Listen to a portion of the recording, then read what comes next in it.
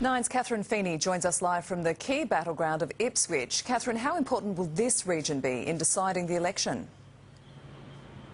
Well, this is it. The battle for Ipswich is really emblematic of the fight for 2015.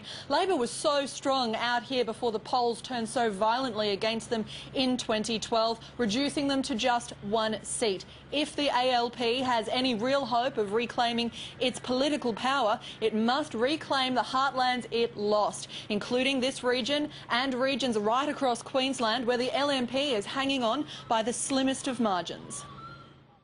Their premier's leading them into battle, but these are the high-profile MPs who could be marching headfirst towards the firing squad. Rising stars within the LNP, David Crisafulli, Andrew Cripps and Robert Cavallucci, headlining Labor's hit list. We do have a strong story to tell, but more importantly, we do have a plan for the future. Polling shows Inner Brisbane and North Queensland on track to swing hard towards Labor, and seats will fall. Who are you going to vote for? Labor. Why is that? I think they do better for the ordinary working man. Electorates in and around Ipswich will be vital. A Labor heartland lost 3 years ago. If the ALP can't take it back, then this election will be every bit as painful as the last. We know that people are ready, and we've been ready for a long time.